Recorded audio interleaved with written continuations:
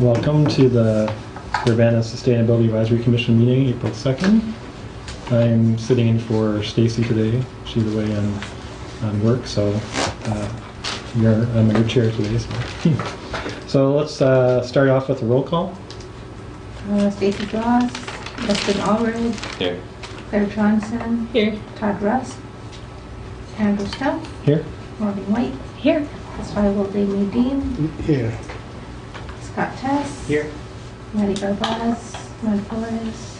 We have it over everything. Thank you. So let's move on to additions to the agenda. Any additions? Okay, seeing none, we'll go into public input. We want to do approval. Oh, approval minutes, sorry. Can I have has everybody read the minutes from last month? Good, I move to approve the minutes. thank you. Second? Second. Thank you. So let's move on to public input. Any of the public have any input? Okay. All right, so we'll next go on to the staff report. Good evening. First, we are moving forward with our 4th year of Solar Urbana Champaign. The group is doing a second round of scoring of the proposals. I've noted that the pricing that we're seeing from the proposals is as low as $2.60 a watt. We haven't actually made final selections yet. We're going to proceed with starting to schedule solar power hours, and hopefully this coming week we'll do a final tally of all the local advisory committee scores and make a selection. We were hoping to have a decision on the landfill solar incentives lottery, but that got delayed to April 10th, so we're still waiting to find out if we're going to win an incentive. Through the first lottery, there are a series of lotteries, so we'll keep entering incentive lotteries until we win one and can build a project. Onto our water issues. We received 2 proposals this year for our rain barrel and compost bin sale. Been doing that. This is going to be like the 6th or 7th year, something like that. The low bid this year is providing a refurbished food grade plastic container barrel. And that's priced at $44, and then the compost bin is made from the same barrel, and that's also priced at $44. The cities, Urbana and Champaign, both have rebates for $25 for these, so I think this is the lowest price that we've ever had, so it should be really competitive this year. Scott, Yeah. is the rebate just for the rain barrel, or Correct. is there something incentivizing the compost as well? No, sorry, just the rain I'm barrel. just checking, because it'd be nice if there was a compost incentive. Yeah, no funding source for that. The rain barrel rebate comes from the stormwater utility. So commercial and residential properties, actually all properties pay into the stormwater utility, and then we maintain storm sewer pipes, that money, and then also make credits and incentives for stormwater improvements available with that money. This year, because the city is proceeding with a sale of the property north of the city building, we're going to hold the rain barrel sale at the parking lot of the Anita Pervez Nature Center. The same day, the recycling coordinator for the city, Courtney Kwong, and folks from the Park District will also be having a composting class inside Anita Pervez. So those will both be same place, overlapping times probably. So that's a nice time. Also, something that we specifically called out in our water plan, the state climatologist office has now published new design storm standards. And they indicated more or less what we expected, which is that most places, well, I don't know if it's most, many places in Illinois, including our region, is going to get more precipitation every year, and it's going to come in more intense rain events. This is a really important publication because it's what Urbana and most other cities reference for the standards for new construction, how much stormwater they have to capture, how big their retention ponds and pipes and so forth have to be. And so this is indicating that that we're going to be seeing more precipitation. So staff at Public Works is digesting that, and we'll be discussing, what action to take based on that. Some public engagement in the last month. Staff spoke at 2 different urban planning classes about the city's sustainability work. We also appeared on Brownfields to Brightfields webinar to talk about our landfill solar project. Hopefully that project will have a happy ending this year, but I'm confident sooner or later we'll get that project built. But it was a nice opportunity to share with others. Use Cycle is going to be wrapping up their food scrap survey April 5th.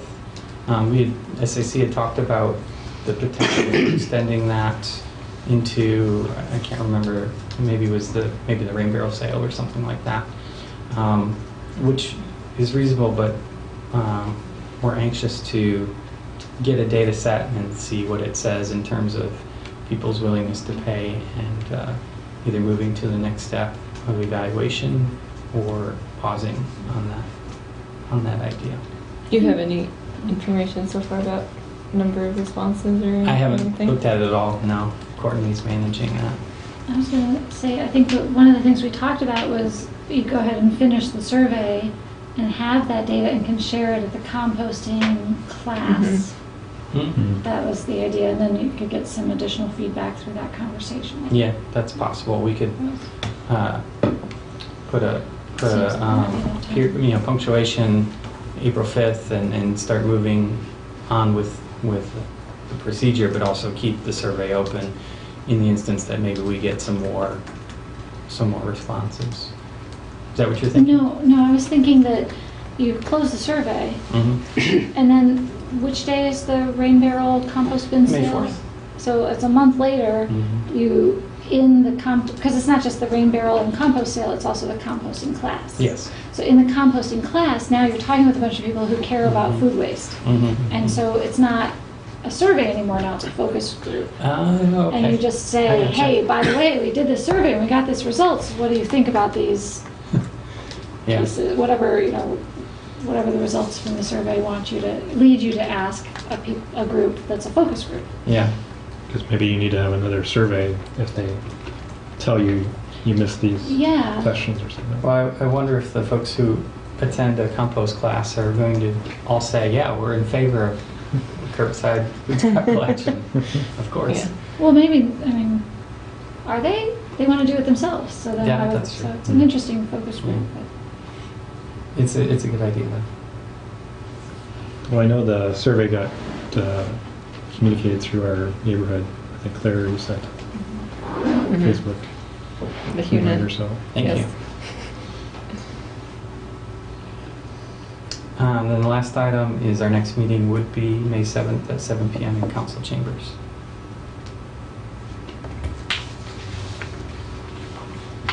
Scott, before we do this on the water, was there, you had sent out an email about some meeting related to the stormwater management plan or something that's happening? Am I remembering that Yes. correctly? Did that happen already, or is that coming up? That happened last week, Okay. Friday. There was an open house. The engineers do it every year.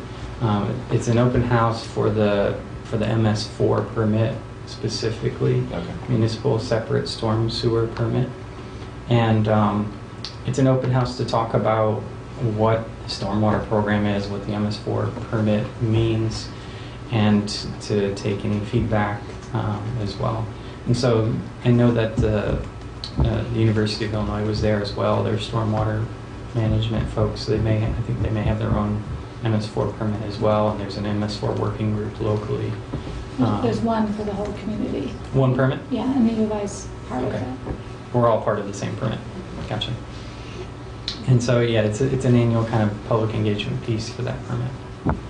So it'll happen again next year. Okay. Did anything interesting come out of it? I assume you were there. Or? I attended and talked to some folks just generally about our stormwater incentives and so forth. And no update on the plan. The We're stormwater we're in the phase of refining the scope Okay. for the vendor. The vendor's chosen. We're refining scope, and after that, we'll start giving them data that we have, and they'll start doing their analysis. Are you on that team yourself? As is Marcus. Excellent. It's actually a fairly nicely weighted team of 3 engineers and 2 non-engineers. And Justin Swinford's pretty good. It seems like he's fairly like green infrastructure minded. Any other questions? All right, let's move on to talk about amendments to the solar use zone ordinance. Thank you, Marcus, for coming tonight. Okay. Do you have a USB? Yes, I plugged it in and hopefully I'll be able to get to it. No.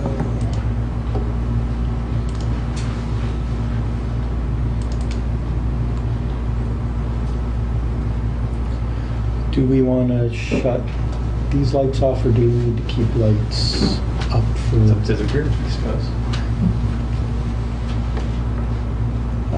the other one? There. Can everybody still stay awake? Okay. All right. So this discussion is just a discussion to get the Sustainability Advisory Commission's input and feedback about amending the city's zoning ordinance so that we are a little more progressive about facilitating solar arrays in the city. Both principal use solar arrays and accessory use solar arrays.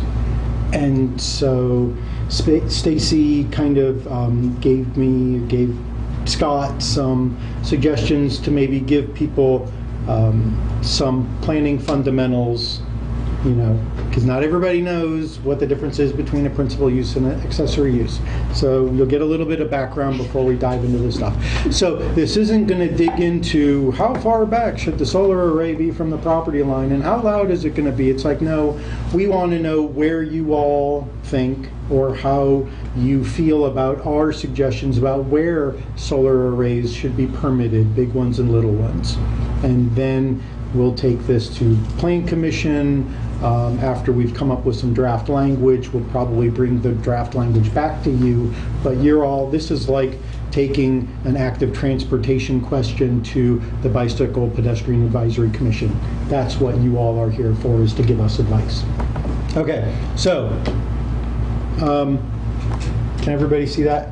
Okay, cool. So a principal use is the primary use on a chunk of land. If you live in a house, your house is the principal use on that land. An accessory use is a use that is incidental or subsidiary to that use. If you have a pool house or if you have a garage on your house lot, that's the accessory use, unless you run a car shop that has 26 car bays on it, and then that's the principal use and your house is the accessory use. So from the perspective of solar, a solar renewable energy system principal use is a solar array that is the principal use on a lot. And an accessory solar renewable energy system is a solar array that is incidental to the principal use on that lot. Whether that principal use might be a house, or it might be a business, or it might be a farm, or it might be a landfill, or it might be a university. So it doesn't define whether it's like on the ground or on a roof Nope. or anything, it's just Nope. how it's connected. The land use itself. And sometimes I'll say array because that's a shorthand for renewable energy system, but it includes the panels and the transformers and the wiring and all of that stuff. All of that makes the energy system. Can the array be connected to both an accessory and a primary? Sure. Okay. So if you had a house energy system, it could be attached to your house and it could be attached to the pool house. Okay. And I'm not an engineer or an electrician. I'm just thinking a at my planner. house, I have the array on my garage, which isn't attached to the house. Right. I didn't power the garage, but I could have. You could have, yes. Yep. Okay, so this is an example of a principal use solar array. This is outside of Barcaldine, or however you say it, in Queensland. It's 230 acres. It's surrounded by farmland and woodland and whatnot, 25 megawatts. This is the thing that is going on here. It is the principal use. No ifs, ands, or buts about it. Whether it's going to the grid or it might be feeding a town a mile away, on this chunk of land, this is the principal use. So this is an accessory use, a little closer to home. This is the 76 kilowatt solar array out at Riggs Beer Company, out on South High Cross Road. It's accessory to the beer company. It feeds their usage, but it's also tied to the grid, so if there's a sunny day in the summertime and they're closed, because they're closed on Monday through Thursday, don't go out there for beer, the power goes onto the grid, but it is considered accessory to the principal use of the brewery tap room. So then I'll just make it more complicated and say, you know, the array at the university, okay? If you look at the chunk of land that it's sitting on, it used to be farmland. If you're looking at it at that scale, it's the principal use on that chunk of land. But if you were looking at it from a planning perspective and you were saying, we are looking at all of the acreage that the university sits on as the zoning lot, which is that grouping of uses that constitutes the educational research use that is the University of Illinois at Urbana-Champaign, this is part of that zoning lot. So it might be considered an accessory use because it's feeding the consumption of the university. So it gets kind of sticky. 95 times out of 100, we're not going to have to worry about situations like this. But similarly, we just had a case for Carle Foundation Hospital where we had to determine if they were providing enough parking for their institution. And we looked at the entire 8-block area of, you know, Church to University to Lincoln to Church on the other side. That was one zoning lot, and we calculated its parking usage based on that. That parking lot would then be accessory to the primary or principal use of the hospital. So we'll stay out of the weeds now. Currently, Urbana doesn't allow principal use solar arrays. We have a table of uses in the zoning ordinance like single-family home, hospital, golf course, church, etc. We also have electrical substation, and we have utility office, but that's more about like the paperwork office, not a renewable energy system or a coal-fired power plant. You can't do that in the city of Urbana currently. We do allow accessory use solar arrays, but we consider them mechanical equipment, like the condensing unit on your air conditioner, the big fan that has the Freon in it that makes all that noise. Or let's see, if you had a generator hooked up at your house, those are considered mechanical equipment. And that's how we currently permit it. The arrays that you see outside in Urbana now are considered mechanical equipment, whether it's the one out at Riggs or the ones on top of the Unitarian Universalist Church or at Ty Newell's Equinox House. They're all considered mechanical equipment. And it gets complicated and confusing because one of the requirements for non-residential mechanical equipment is that it's screened. So like if you had a large solar array that was mounted on the ground next to a residential use, you would have to put up landscaping or fencing to keep that noise or whatever from negatively impacting the neighboring residential uses. And that might be fine for a condensing unit that's the size of one of these tables, but you get a 3,300 square foot solar array, and it would be very expensive and maybe not necessary to put landscaping up around it or put up a fence around it so you couldn't see it. For residential uses, there's no, Residential, it's strictly for non-residential mechanical so there's no equipment. guidelines for any of these sort of standards or locational? There are exceptions, like they can encroach into required yards. Residential solar panels can be in required yards as long as they're less than 6 feet tall, but that's all residential. If you wanted to do a non-residential one, not necessarily a principal use, but an accessory use for a non-residential application, you couldn't. Is it broken out by types of mechanical systems, or No. just mechanical Just equipment? mechanical equipment. It's very vague. Okay. And it's strictly for ground mounted. So the Unitarian Universalist Church's solar array is roof mounted, so there wasn't any screening requirement for that reason, but because it's in a special design district where we worry about architecture and prettiness, they had to set it back far enough from the roof edge so that it couldn't be seen from the street.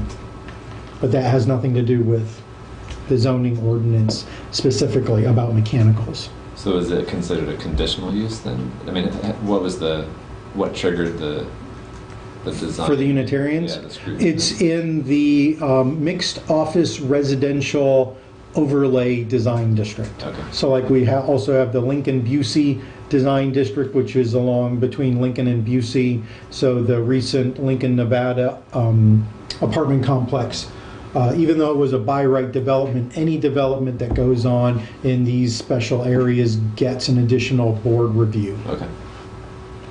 Okay, so what we want to do is to create a new principal zoning land use category that would get put in the book as its own land use. If you want to do a principal use solar array, you could do it in the agricultural zoning district.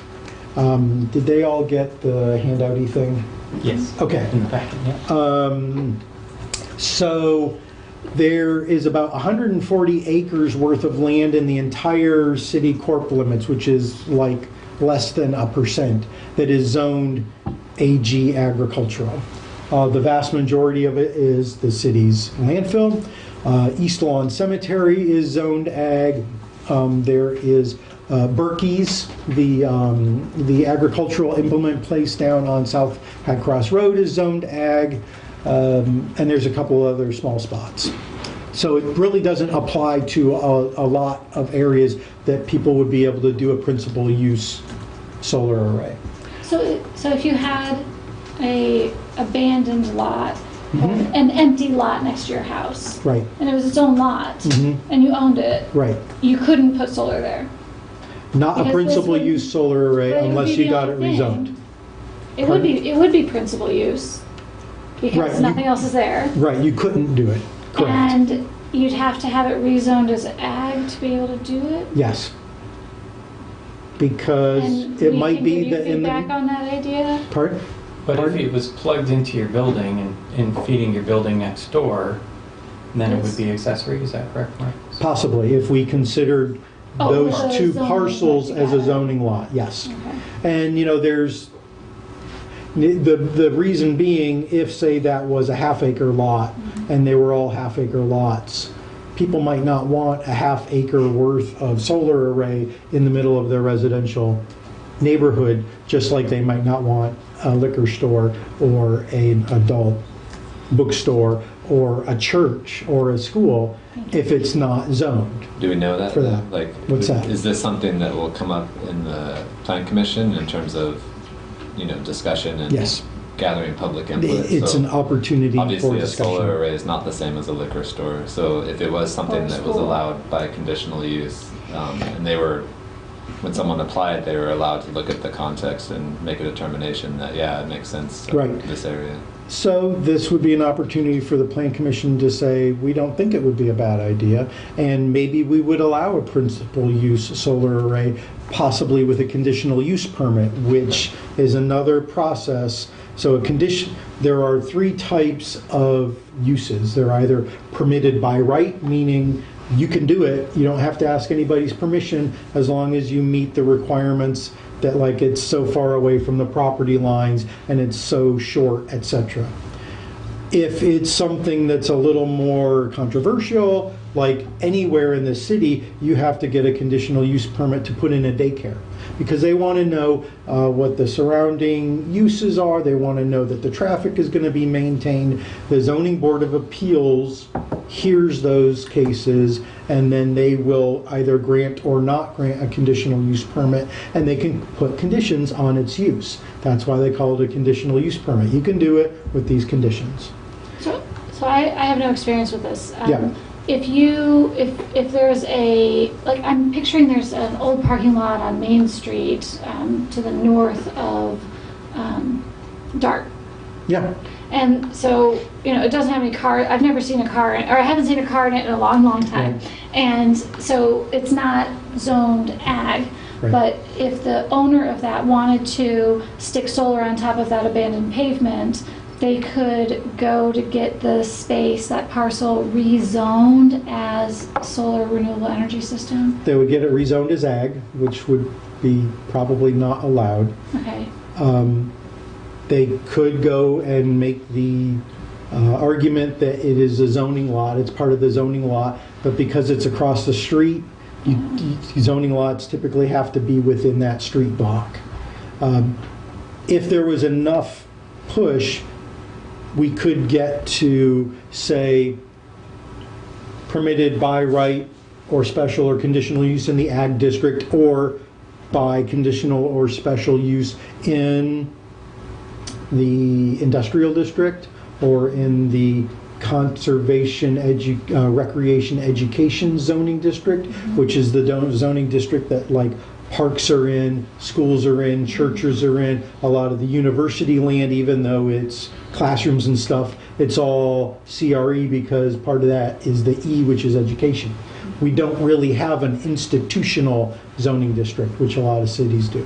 So this is staff's recommendation. This is staff's current recommendation. So why not a staff recommendation that would allow conditional use in, I imagine that's like There's B2 three or other- B, B1 or something like that. Why not allow conditional use in that?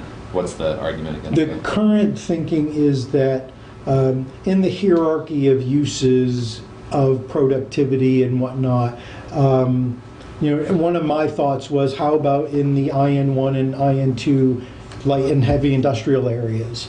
This might be a good placeholder or interim land use. In many occasions, the city has invested a lot of money in infrastructure to court large-scale factories and industrial businesses there. The return on investment from a solar farm is not going to be the same as a craft or as a Dart. And so if you use up that land, even though it could be fairly easily taken back out, people might look at it and say, oh, can't move there because there's a solar farm there. But why not think of it like surface parking? Surface parking has taken over a lot of abandoned lots in Yes. downtowns that have declined Mhm. as a kind of placeholder. So the intention is not that those lots be surface parking forever, but eventually, when land values change and people are interested in getting back downtown, then that gets redeveloped as something Right. else. So Why not consider this? I understand what you're saying in terms of creating a certain perception about Right. what could be there, Mhm. maybe. But I don't know. Is that a useful distinction to see something that is a parking lot and say, oh, that's always going to be a parking lot, or see something that is asphalt with solar panels on Right. top and say, oh, that's always going to be solar panels, as opposed to, oh, well, that's being productive. It's generating renewable energy plus property taxes in Right. excess of what it would have. I do as not some disagree other with you. So there's, No, I'm not. This is not Right. like a argument. I'm just. Yeah, I think it's a good idea. Yeah, okay. And it would be an argument for, we don't have like an interim land use policy. And we don't really have like a land banking, I forget what the planning term for, like, you have a bunch of vacant lots. Oh, let's have a festival, or let's let people put in community gardens while we're waiting for something better to come along. Right. That's super complicated. But it might be, Go ahead and finish. it might be, an easy way might be to allow it as a conditional or a special use in other districts, and then allow the Planning Commission or the Zoning Board of Appeals to have the argument to them from the applicant to be, look, this has been vacant for 10 years, these solar panels will go on maybe for 5 or 10 years, but then it's whoever's property, and if another better use comes along, then they can, terminate our lease if it makes good economic sense to them. I guess it depends on where the capacity exists. So if there is a lot of capacity in these industrial areas, that's great. If there's a lot of capacity in B1 or B2, then maybe it makes sense to allow it as a special use or conditional use there. And And I think again- there's a perception piece of that too. I mean, when people drive around downtown and see solar panels covering, what had been abandoned lots or underutilized lots, that sends a message too. Yeah, and keep in mind that this is for principal use only. So like, if you were DART and you wanted to do solar right next to you on that additional lot, even though it's a separate lot, it would be considered accessory to that use next to you. Right. Or if you were, a school or a church or a park district. all of those would be considered accessory uses. What, a park district? Because it's, actually, as I said park, I wasn't sure if that was the case. Yeah.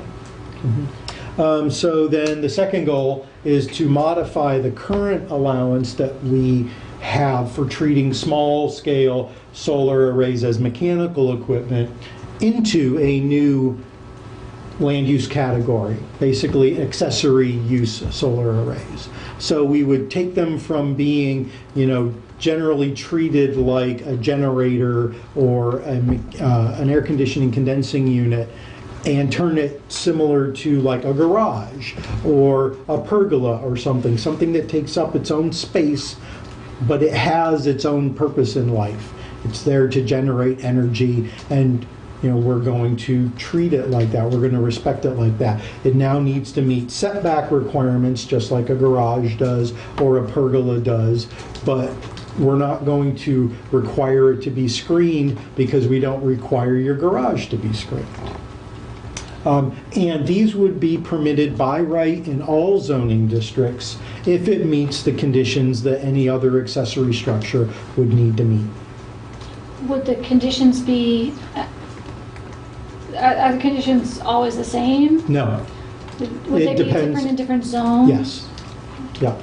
So, the stricter districts like R1, which is single-family residential, we have very large yard setbacks because people in their single-family homes don't want their neighbor right up against them, and they want buildings to be short. They don't want to be towered over. You get up into the R5 zoning district, which is high-density apartment buildings. You've got side yards that are 5 feet apart rather than 10 feet, and front yards that might be 15 feet instead of 25 feet.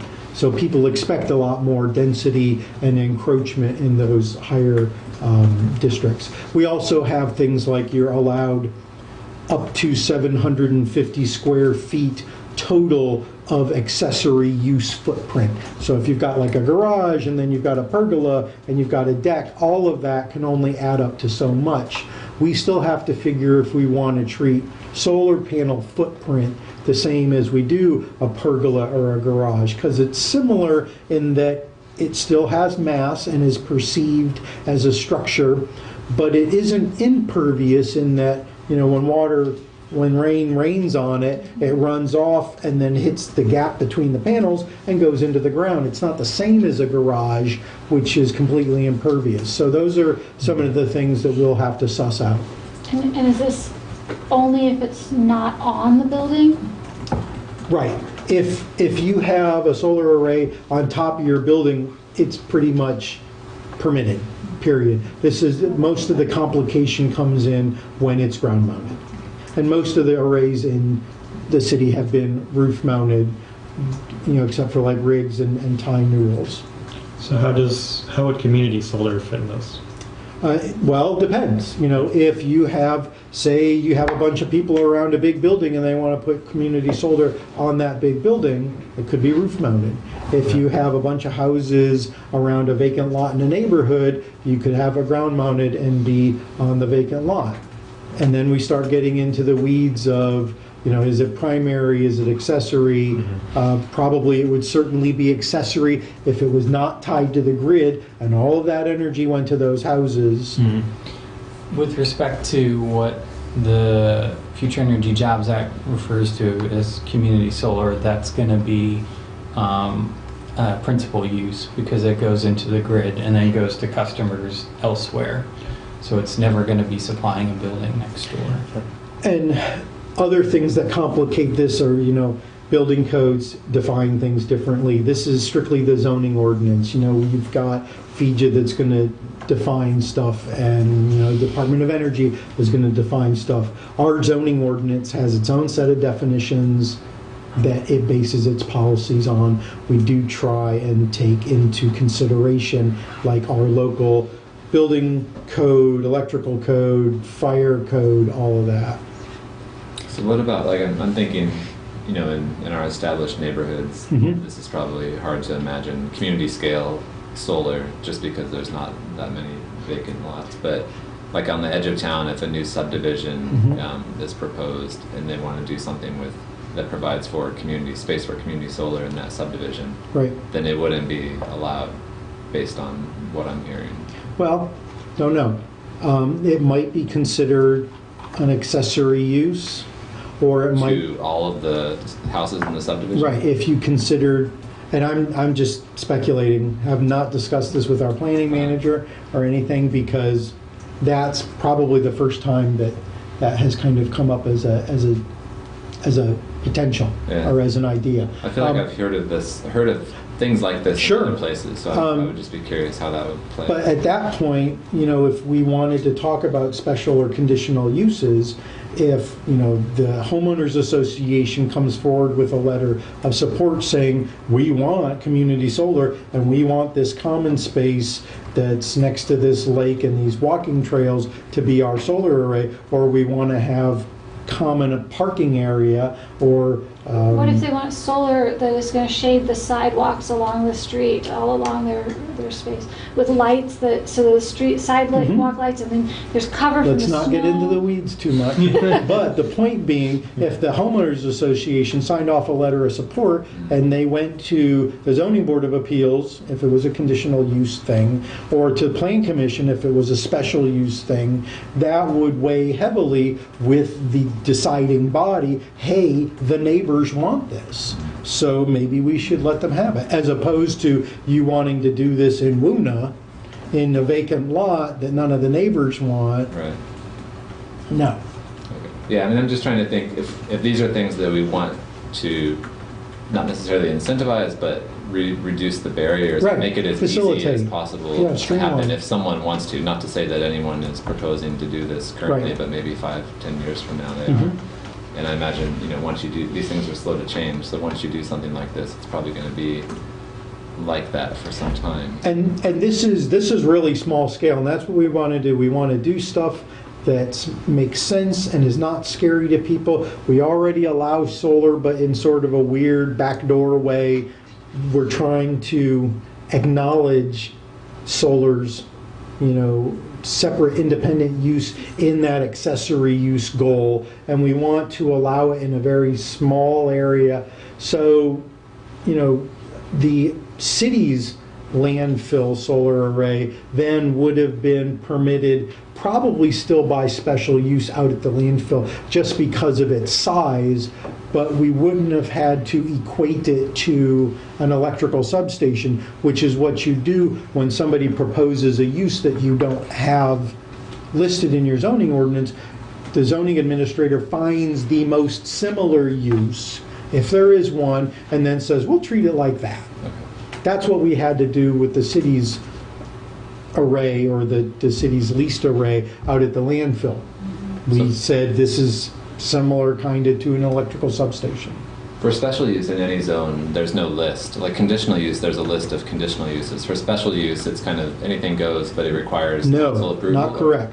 So in our table of uses, there's Ps for permitted by right, Cs for conditional, and S's for Okay, so there special is a use. list of Yeah. special uses. In other cities, there is like, anything that's not in our list could be a special Special use, use okay. if the, deciding board thinks it's okay.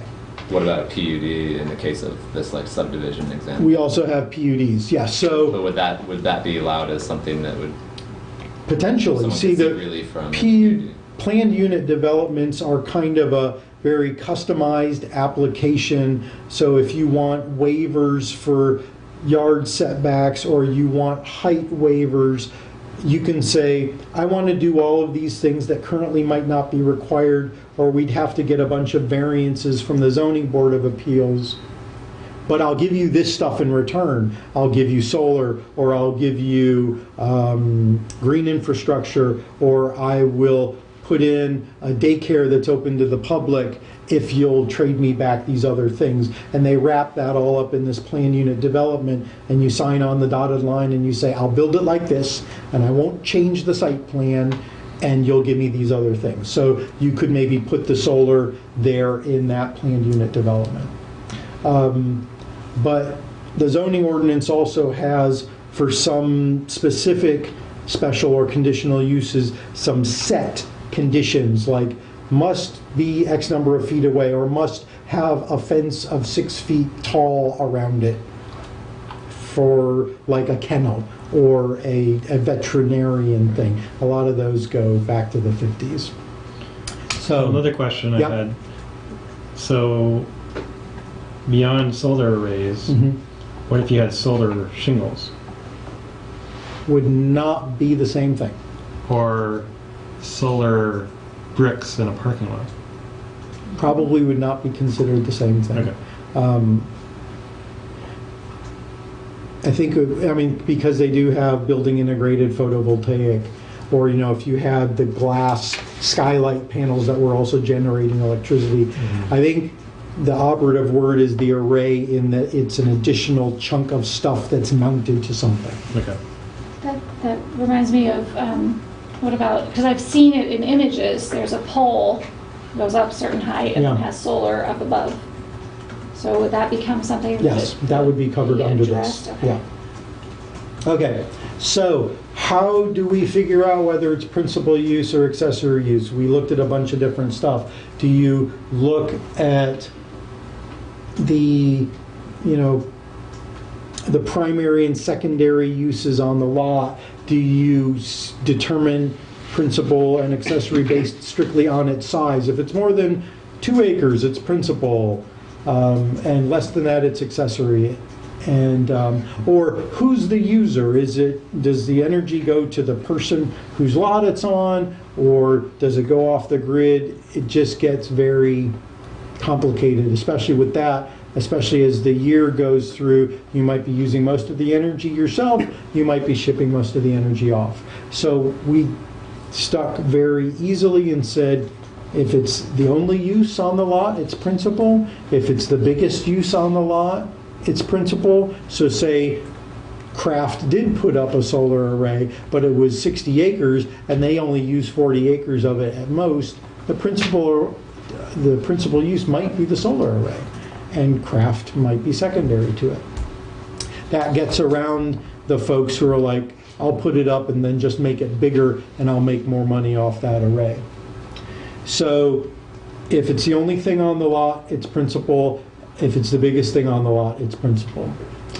We also did look at size.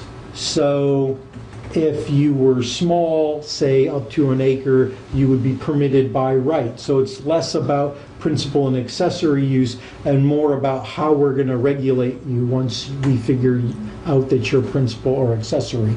Because still, even if you had, say you were Kraft and you had a 10-acre solar array and you were using it all up, 10 acres is a lot to put under any sort of cover. We still might want to regulate you by calling you a conditional or special use. So a medium solar array, maybe between 1 and 5 acres, might require a conditional use permit. Bigger than that, more than 5 acres, more than 10 acres, we haven't come up with any numbers, might require a special use permit. And that might be some of the input that we get from SAC is, it's all arbitrary, but, there might be some expertise here where what's large and requires special versus conditional. We are surveying all of the local, like throughout Illinois, and model zoning ordinances about solar and are collecting the zoning ordinances from other jurisdictions to see what they're doing. So we will share that with you. I'm just trying to get a scale of acres to wattage, what's... 1 megawatt is about 4 or 5 acres. And community solar and some of the other state incentives top out at 2 megawatts maximum. How many acres are currently zoned ag? in the city 140, 100. including a cemetery. So you may or may not want to include that. And so How much is the 20 or more. Like 35 or 40. And you said 140? Yeah, Okay, so more like 100 acres. yeah. And What's the 90 some average? of that is the Most of that's the landfill. landfill, which So- includes landscape recycling center, police, fire. So we have 10 acres of ag Yeah. land Yep. that is the potential of Yep. having a primary use solar array. Mhm. Is it one? How is that divided up in terms of parcels? Is it There's, one that's parcel? probably like 12 parcels. Okay. So mostly it doesn't house sound like lots. it. Doesn't sound like there's the possibility of a large array. At least in Except this- for more out at the landfill. So is this? Well, the landfill is not zoned ag though. Or Well, but doesn't it Part of it's- apply to the We already got that ETJ? approval anyway. The extraterritorial jurisdiction? That's all out in the county. So that doesn't carry our zoning. It does not? No, it carries county zoning. Okay. I'm sorry, that's what I thought ETJ was all about, was that the city zoning applied? No, the Wait, city what? subdivision ordinance applies. Oh, okay. And so, maybe if the commission wanted to put together comments, that could then be shared with planning, and then we could discuss those comments, and maybe it's something where SAC and/or planning wanted to do a survey or an open house or something. What we don't want to do is open up a huge public discussion, because our hope is to get something small going. And if we end up talking and talking and talking about this for a year and a half, nothing will ever change and nothing will happen, and people will get scared. And they'll just say, no, we don't want anything, because it suffers from mission creep. So this might be a small thing to start off with.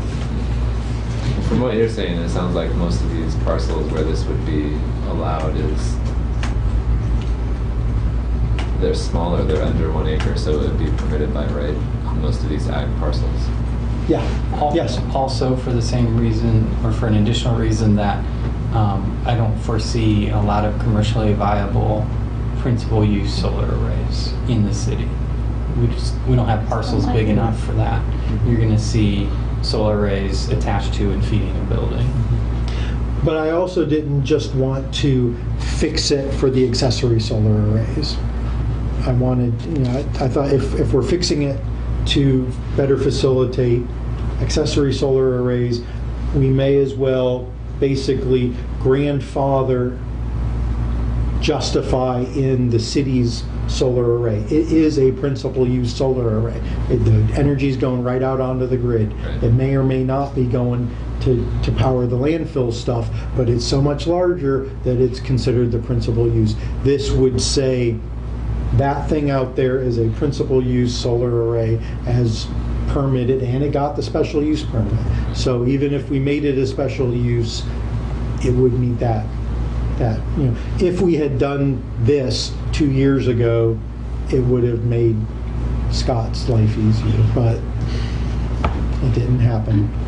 I'm confused by the way the slide's set up. Is the small, medium, large, we're kind of trying to talk about what scale these different sets might be at? Like what's Right. So a small but one, only for principal use? or also for accessory. Accessory uses would be permitted by right up to a certain size.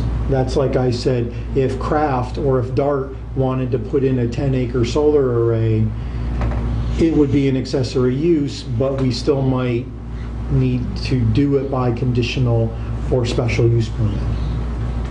And again, 1 acre is 1 megawatt. There are businesses in town that can take 1 megawatt, but not a lot.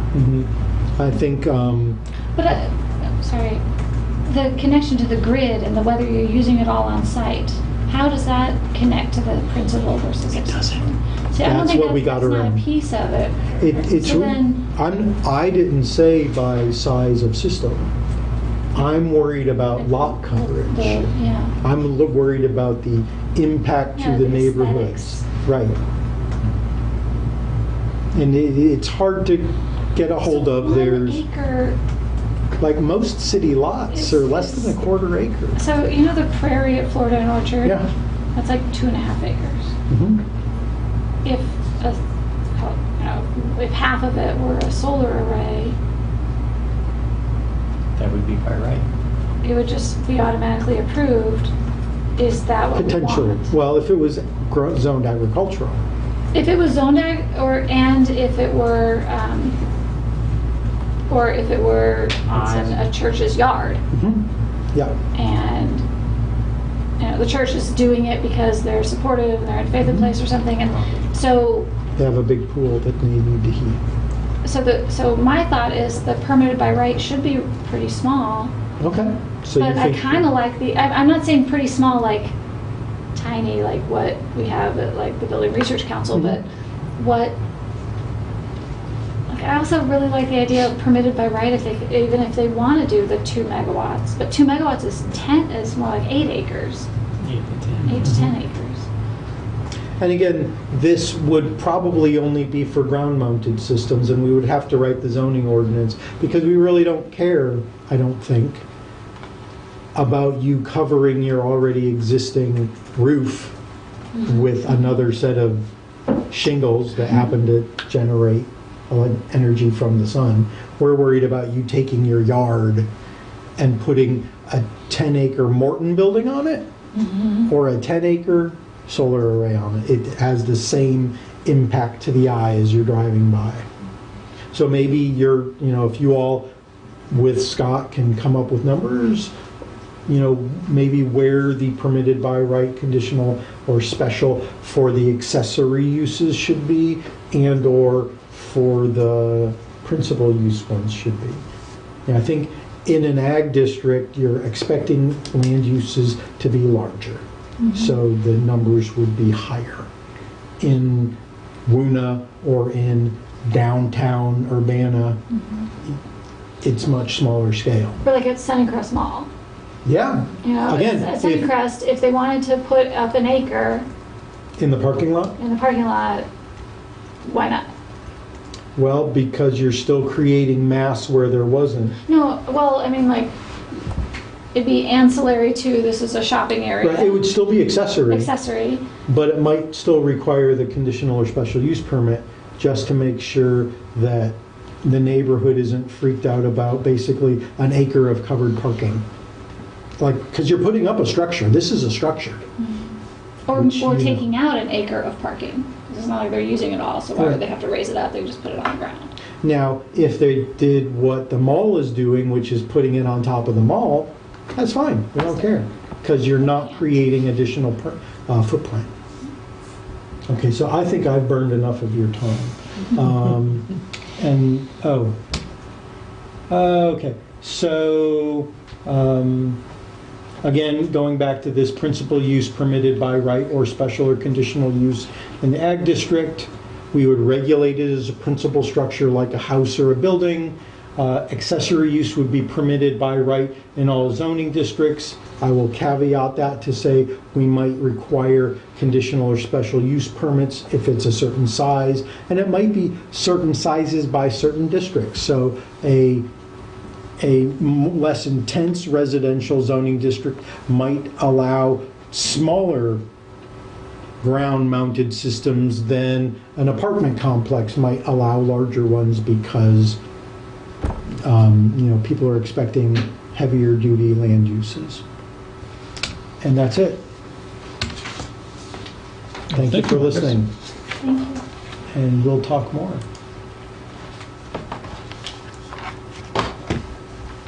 Any other questions?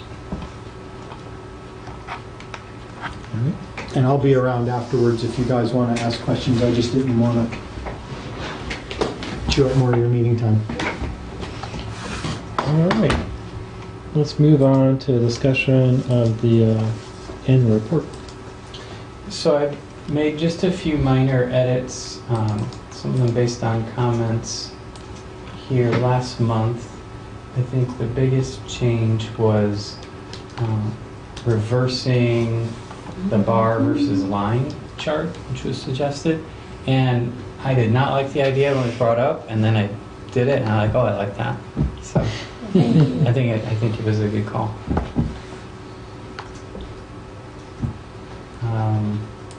There was only some other really minor changes. I'm not even sure what they are at this point. But you didn't have the sidebars on them yet. Oh, I didn't?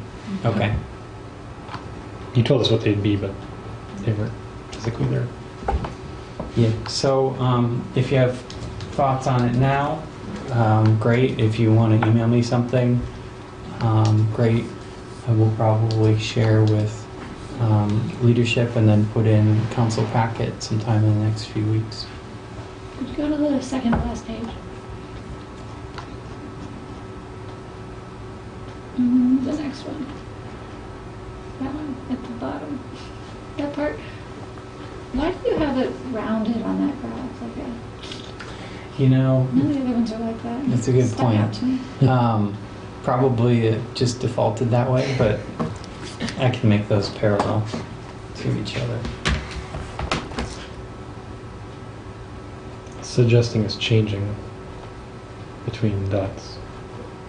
Is it moving? Say again? Yeah, it suggests it's changing between the dots Oh, I gotcha. So rather than the straight. Right. it's trending as opposed to hitting a point and then all of a sudden the world drops out and it falls apart. Yeah, I'll change it to look like the other ones. Do you know why the 18 is so low? No, we haven't done anything different. It's hard to say. I thought it was emphasized in the "It's All About You" articles. Yep.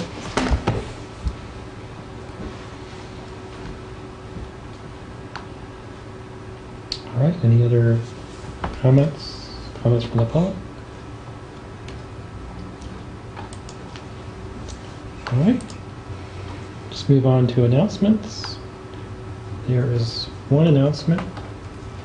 Earth Day Forum will be held at the Clean Energy Jobs Act meeting on the April 22nd at the 4th floor of the Illinois Terminal at 6 p.m. and sponsored by the Sierra Club and other environmental organizations. And representatives from the Illinois Environmental Council, CUB, Prairie Rivers Network are planning to give presentations. Students and members of the public are invited. So it's April 22nd at 6 p.m. I have a comment on that. This is just in general, and I could be wrong. Or maybe it's a question on that. A question on that. Is this Clean Energy Jobs Act the proposed update revisions to the Future Energy Jobs Act? I've heard that they're working on. I would say it's more substantial than an update, Okay. but It's a proposed, it's a n- It's a new bill. proposed it's a new bill. bill. Mhm. Yeah, I got confused which one was, there was one existing and now there's a new one. Yeah, Future Energy Jobs Act was passed. There are 2 or 3 new renewable energy bills Mhm. in the General Assembly. The Clean Energy Jobs Act is one of those.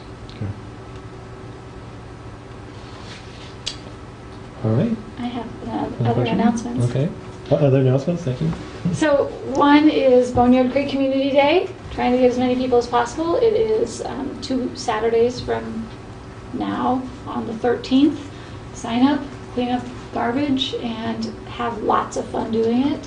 Get a t-shirt, get free lunch, meet people, get out there, relax before finals week. It's a good idea to go.